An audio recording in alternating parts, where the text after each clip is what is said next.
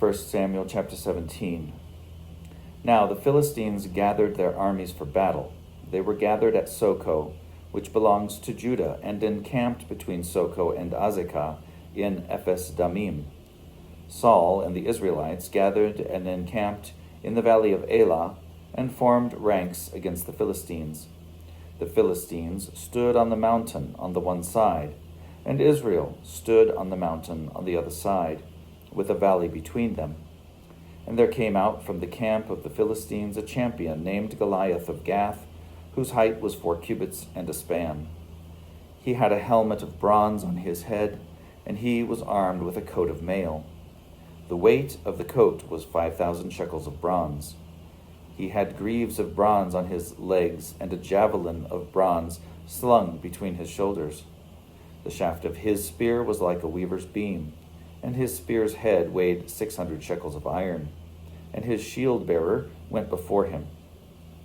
He stood and shouted to the ranks of Israel, "Why have you come out to draw up for battle?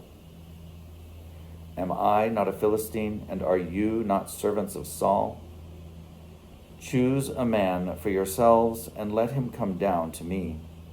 If he is able to fight with me and kill me, then we will be your servants.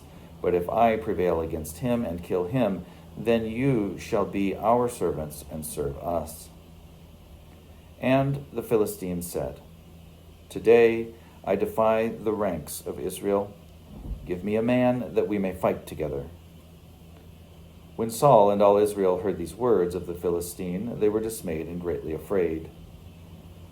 Now David was the son of an Ephrathite of Bethlehem in Judah named Jesse, who had 8 sons. In the days of Saul, the man was already old and advanced in years. The 3 eldest sons of Jesse had followed Saul to the battle. The names of his 3 sons who went to the battle were Eliab the firstborn, the next to him Abinadab, and the third Shammah. David was the youngest. The 3 eldest followed Saul, but David went back and forth from Saul to feed his father's sheep at Bethlehem. For 40 days the Philistine came forward and took his stand morning and evening. Jesse said to his son David, "Take for your brothers an ephah of this parched grain, and these 10 loaves, and carry them quickly to the camp of your brothers. Also take these 10 cheeses to the commander of their 1,000. See how your brothers fare, and bring some token from them." Now Saul and they and all the men of Israel were in the valley of Elah fighting with the Philistines. David rose early in the morning, left the sheep with a keeper, took the provisions, and went as Jesse had commanded him. He came to the encampment as the army was going forth to the battle line, shouting the war cry. Israel and the Philistines drew up for battle, army against army. David left the things in charge of the keeper of the baggage, ran to the ranks, and went and greeted his brothers. As he talked with them, the champion, the Philistine of Gath, Goliath by name, came up out of the ranks of the Philistines and spoke the same words as before, and David heard him. All the Israelites, when they saw the man, fled from him and were very much afraid. The Israelites said, "Have you seen this man who has come up? Surely he has come up to defy Israel. The king will greatly enrich the man who kills him, and will give him his daughter and make his family free in Israel." David said to the men who stood by him, "What shall be done for the man who kills this Philistine and takes away the reproach from Israel? For who is this uncircumcised Philistine, that he should defy the armies of the living God?" The people answered him in the same way, "So shall it be done for the man who kills him." His eldest brother, Eliab, heard him talking to the men, and Eliab's anger was kindled against David. He said, "Why have you come down? With whom have you left those few sheep in the wilderness?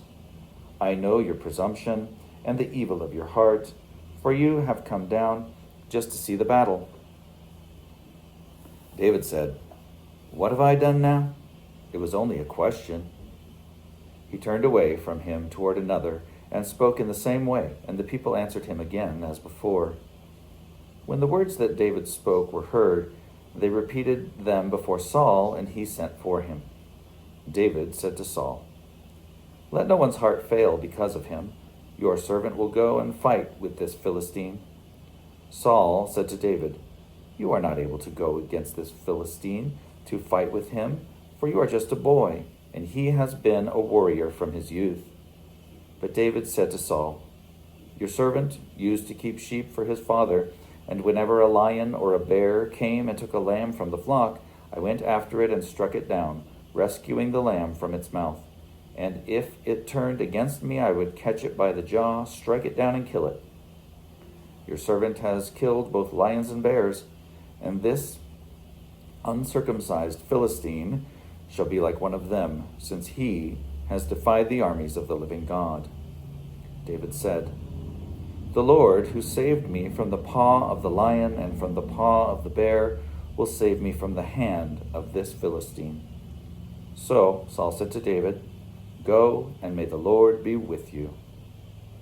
Saul clothed David with his armor. He put a bronze helmet on his head and clothed him with a coat of mail. David strapped Saul's sword over the armor, and he tried in vain to walk, for he was not used to them. Then David said to Saul, "I cannot walk with these, for I am not used to them." So David removed them. Then he took his staff in his hand and chose 5 smooth stones from the wadi and put them in his shepherd's bag, in the pouch. His sling was in his hand, and he drew near to the Philistine. The Philistine came on and drew near to David, with his shield bearer in front of him. When the Philistine looked and saw David, he disdained him, for he was only a youth, ruddy and handsome in appearance. The Philistine said to David, "Am I a dog that you come to me with sticks?" And the Philistine cursed David by his gods. The Philistine said to David, "Come to me, and I will give your flesh to the birds of the air and to the wild animals of the field."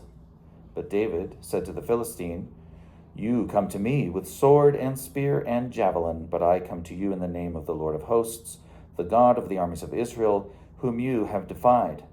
This very day the Lord will deliver you into my hand, and I will strike you down and cut off your head, and I will give the dead bodies of the Philistine army this very day to the birds of the air and to the wild animals of the earth, so that all the earth may know that there is a God in Israel, and that all this assembly may know that the Lord does not save by sword and spear, for the battle is the Lord's, and he will give you into our hand."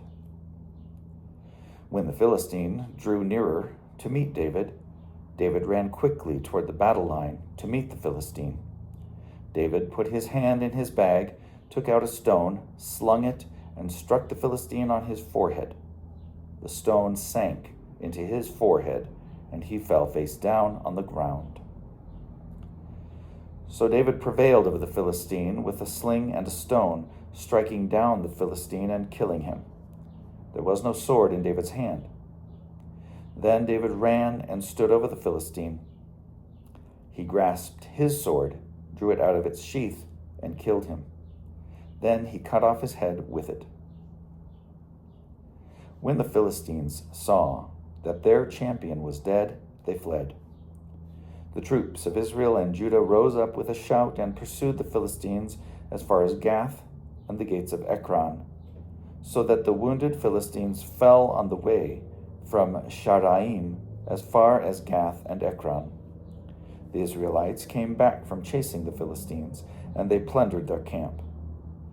David took the head of the Philistine and brought it to Jerusalem, but he put his armor in his tent.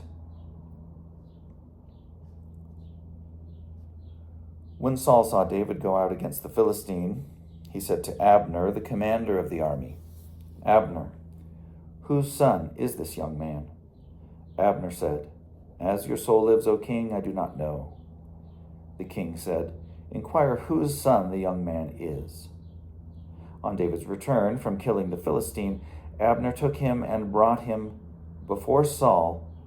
with the head of the Philistine in his hand. Saul said to him, Whose son are you, young man? And David answered, I am the son of your servant Jesse, the Bethlehemite.